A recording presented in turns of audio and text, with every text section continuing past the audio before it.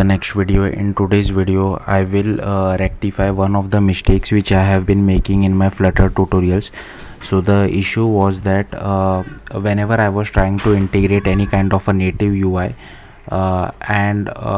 if I was trying to update that UI for the very first time, the UI might work, but when you are trying to update the UI second, third, fourth time, the UI was not updating. One good example was the image picker component which I had created. So what I have done is that I had just created a text button, and on click of that I was calling a native method channel. It would give you an URI back to the Flutter side. Then I would send that URI back to this native component which I have created. So this my image view native. Now this is just an example. This is this mistake I was doing in all of my Flutter tutorials wherever I was doing a native UI, not a business logic but a UI. So if I was anyways if I was everywhere I was extending a Flutter platform view, this mistake will be present. So previously what used to happen is that if I click on open image picker, it will show the images, right? And if I click on image, it will pick the image. But if I click on the image picker, open image picker second time, then it would still show the first image which I had selected. So I was able to rectify this. Now if I click on open image picker again, here you can see that it is updating the image.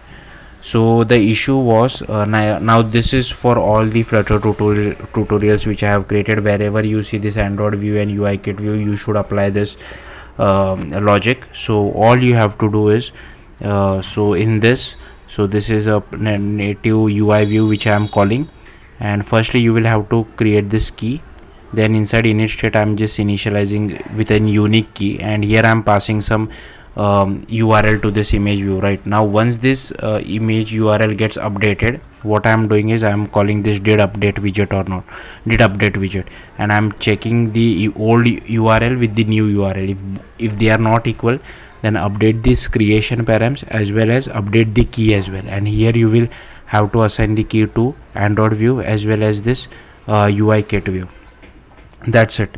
And like inside main.dat, here you can see I was just calling this my image view, and this is my text button which calls a method channel.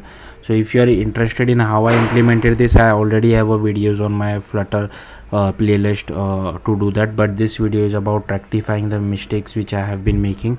I will be careful like not to introduce this kind of bugs in my tutorial again. Sorry about that if you have to go through this pain. But yeah, hopefully I was able to rectify this mistake. Same for Android as well, it will now work. So yeah, that's it. Thank you for watching. Bye.